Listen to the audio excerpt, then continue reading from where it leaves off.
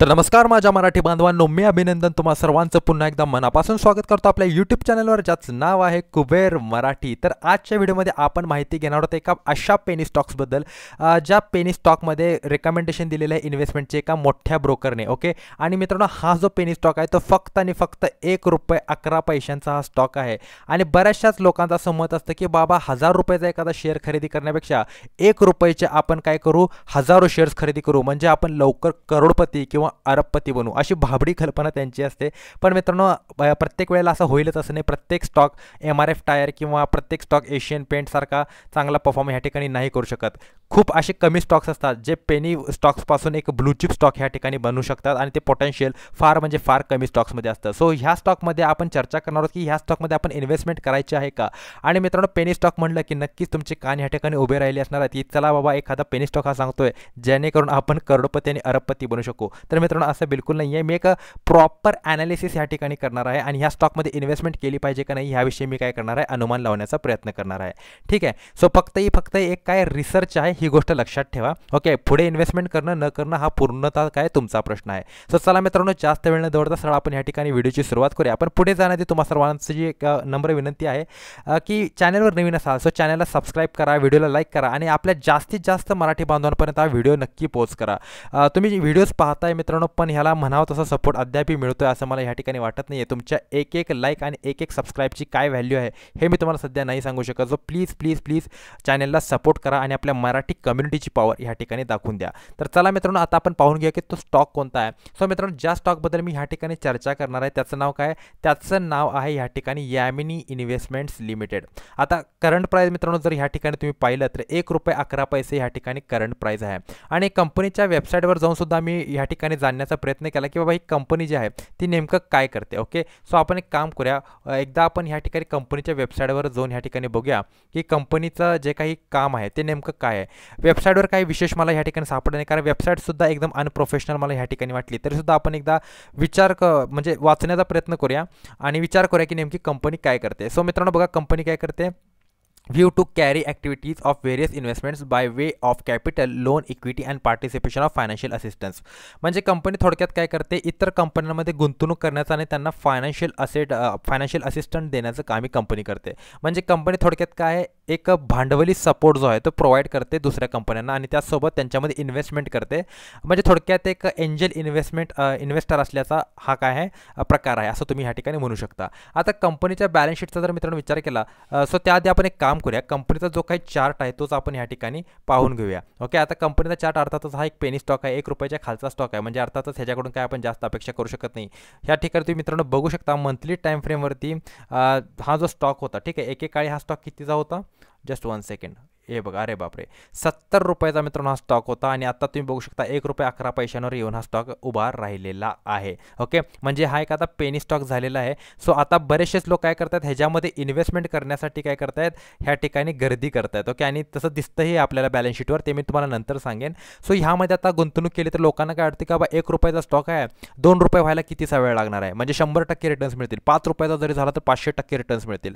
So मित्रांनो ह्या गोष्टीविषयी आपण चर्चा करू, पण एक गोष्ट लक्षात ठेवा, कंपनीचं प्राइस जे आहे, ठीक आहे, बऱ्याचशाच गोष्टी कसा असतात मार्केटमध्ये की कधी महागड्या गोष्टी आपल्याला स्वस्त लागतात आणि कधी स्वस्त गोष्टी महागात पडतात। ओके, हा मार्केटचा नियम आहे, मी वारंवार बोलत असतो आणि पुन्हा एकदा सांगतो तुम्हाला।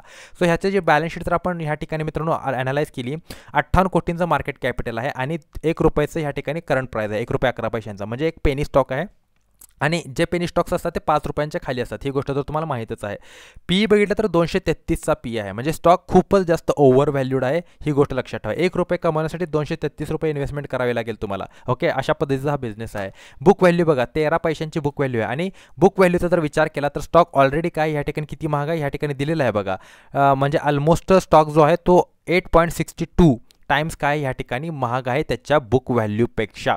आता ह्या ठिकाणी रिटर्न ऑन इक्विटी बघा 0.37% आणि रिटर्न ऑन कॅपिटल एम्प्लॉयड 0.50%, म्हणजे FD किंवा सेव्हिंग अकाउंटसुद्धा जितके रिटर्न्स देत नाही त्याच्यापेक्षा खालच्या दर्जाचे रिटर्न ही कंपनी देते। ओके, म्हणजे इतक्या कमी रिटर्नसाठी कोणता व्यक्ती बिझनेस करेल का, ही पण गोष्ट तुम्ही लक्षात ठेवा। त्यामुळे ह्याच्यामध्ये प्रमोटरसुद्धा काही जास्त इन्व्हेस्टेड नाही आहेत असं आपल्याला ह्या ठिकाणी दिसतंय।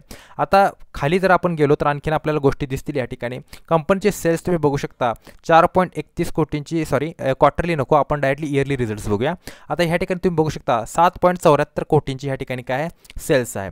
आता ह्या ठिकाणी सेल्स जे आहे ते आपल्याला वाढताना दिसते कंपनीची. ओके, पण मित्रांनो ह्या ठिकाणी एक गोष्ट लक्षात घेणं गरजेचं आहे, सेल्स ग्रोथ बरोबर इतर गोष्टीसुद्धा ह्या ठिकाणी काय होणं गरजेचं आहे, वाढणं गरजेचं आहे. ओके, म्हणजे कळेल की कंपनी किती इफिशियंटली ह्या ठिकाणी काम करते. नेट प्रॉफिट बघू शकता 1 लाख रुपयांचा नेट प्रॉफिट होता 2013 मध्ये आणि आता तुम्ही बघू शकता 0.25 म्हणजे 25 लाखांचा नेट प्रॉफिट ह्या ठिकाणी झालेला आहे. प्रॉफिट ग्रोथ खूप चांगली आहे, सेल्ससुद्धा ह्या ठिकाणी चांगली आहे असं आपल्याला ह्या ठिकाणी दिसते. कंपनी चांगल्या कंपन्यांमध्ये इन्व्हेस्टमेंट करते, सर्व्हिसेस त्यांना प्रोव्हाइड करते आहे.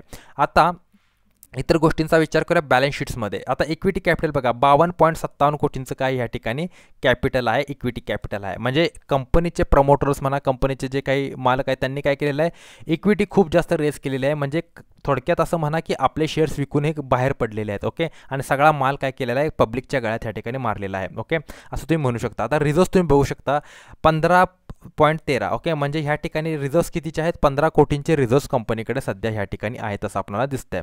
ओके, आता बॉरोइंग जर तुम्ही ह्या ठिकाणी पाहिलं तर बॉरोइंग 0 आहेत, कंपनी डेट फ्री आहे. आता ही एक अशी गोष्ट आहे की लोक काय करतात, डेट फ्री कंपनी आहे, पेनी स्टॉक आहे, चला खरेदी करूया, नक्कीच वाढेल असं त्यांचं मत असतं. पण ह्या गोष्टी मित्रांनो म्हणाव्या तितक्या खऱ्या नसतात. ओके, बॅलन्स शीट बऱ्याच वेळेला मॅनिप्युलेट केली जाते, हे सुद्धा मी तुम्हाला ह्या ठिकाणी सांगितलेलं आहे. ओके, आता ह्या ठिकाणी बघू शकता इन्व्हेस्टमेंट्स, कंपनीच्या इन्व्हेस्टमेंट्स कितीच्या आहेत, 32.25. ओके, ह्या कंपनीच्या इन्व्हेस्टमेंट्स आहेत. म्हणजे त्यांनी काय केलेलं, इतर कंपन्यांमध्ये इन्व्हेस्टमेंट केली असेल किंवा इतर प्रोजेक्ट्समध्ये त्यांनी काय केलं असेल, इन्व्हेस्टमेंट केलेली असेल. सो कंपनीची इन्व्हेस्टमेंट ह्या ठिकाणी आपल्याला चांगली दिसत आहे, जी एक चांगली गोष्ट आहे. पण फक्त इन्व्हेस्टमेंट चांगली दिसते म्हणून काही उपयोग नाही, ती इन्व्हेस्टमेंट कोठे केलेली आहे ते सुद्धा आपल्याला जाणून घेणं महत्त्वाचं आहे. त्या इन्व्हेस्टमेंटमधून काही रिटर्न येतोय का, नाहीतर उगाचच पैसे ब्लॉक आहेत. जर इन्व्हेस्टमेंटमधून रिटर्न येत असता मित्रांनो, तर ह्या ठिकाणी जे तुम्हाला रिटर्न ऑन इक्विटी आणि रिटर्न ऑन कॅपिटल एम्प्लॉईड 0.50 दिसतंय ते दिसलं नसतं. म्हणजे ज्या इन्व्हेस्टमेंट्स आहेत कंपनीच्या त्या डेड होताना कुठेतरी आपल्याला दिसत आहेत. ओके, आता खाली जाऊया आपण आणखीन थोडं. आणि आता प्रमोटर्सची होल्डिंग बघा 17% प्रमोटरची होल्डिंग होती आणि आता तुम्ही बघू शकता इंडिव्हिज्युअल प्रमोटर्सच आहेत सगळे आणि आता फक्त 1.77% ह्या ठिकाणी काय राहिलेले होल्डिंग राहिलेली आहे प्रमोटर्सची. म्हणजे प्रमोटर जे आहे त्यांनी मेजॉरिटी जो काही माल होता ठीक आहे तो कधी विकलेला आहे 2021 साली ह्या ठिकाणी काय केलेलं आहे त्यांनी आपला स्टेक जो आहे तो सगळा विकलेला आहे. आणि त्यामुळेच मित्रांनो तुम्ही बघू शकता की बॅलन्स शीटमध्ये सुद्धा आपल्याला काय दिसलं एकदमच ह्या ठिकाणी जे काही शेअर कॅपिटल आहे ते ह्या ठिकाणी जोरात ह्या ठिकाणी वाढताना दिसलेलं आहे. ते तुम्ही बघू शकता 2021मध्ये 2015 पासूनच ह्या सगळ्या गोष्टींची सुरुवात झालेली आहे की प्रमोटर्स ह्या ठिकाणी बाहेर पडायला सुरुवात केली. प्रमोटर्सने आपली इक्विटी जी आहे त्या ह्यांनी डायल्यूट करायला सुरुवात केलेली आहे. ओके, आता ह्या ठिकाणी मित्रांनो आणखीन एक गोष्ट बघू शकतो आपण की कंपनीमध्ये जस्ट 1 सेकंड हां कंपनीमध्ये आता पब्लिकची होल्डिंग बघा, हे बघा पब्लिकची होल्डिंग 98.19% पब्लिकची होल्डिंग.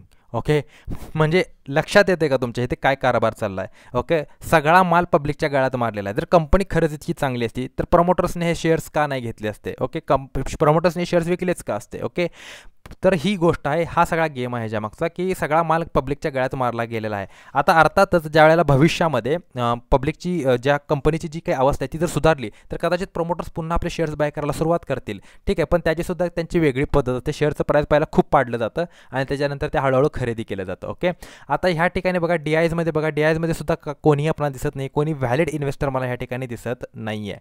सो आता पेनी स्टॉकचा एक प्रॉब्लेम मित्रांनो असा आहे की पेनी स्टॉकचा जो डेटा आहे तो जास्त मोठ्या प्रमाणात ह्या ठिकाणी अवेलेबल नसतो. जर मला ह्याच्या इन्व्हेस्टमेंट सापडल्या असत्या कंपनीच्या तर मी कदाचित तुम्हाला काहीतरी सांगू शकलो असतो, पण कंपनीच्या इन्व्हेस्टमेंट्स मला सापडल्या नाही. म्हणजे कंपनीने कोणत्या कंपनीत इन्व्हेस्टमेंट केलेलं आहे, त्या कंपन्यांचा काय परफॉर्मन्स चालू आहे, त्यावर हे लक्षात येईल की ह्या ठिकाणी कंपनीला रिटर्न किती मिळतो आहे. ओके, पण अर्थातच कंपन्यांनी ज्या कंपन्यांमध्ये इन्व्हेस्टमेंट केलेली आहे त्या कंपन्या पण जंक कंपन्या आहेत असं मला ह्या ठिकाणी वाटते. कारण कॅश फ्लो स्टेटमेंटमध्ये बघू शकता इन्व्हेस्टमेंट ॲक्टिव्हिटीजकडून जो कॅश फ्लो ह्या ठिकाणी येतोय तो 0 आहे कम्प्लिटली. हा बघा कंपनीने काय केलेलं आहे इन्व्हेस्टमेंट परचेस केल्या, खूप इन्व्हेस्टमेंट परचेस केल्या 20 करोड. ओके, 4.50 करोड, 5.59 करोड. म्हणजे कंपनीने काय केलेलं आहे इन्व्हेस्टमेंट खूप केलेलं आहे. आता नवीन इन्व्हेस्टमेंट फ्रेश केलेलं आहे 2024 साली 8.25 कोटींची.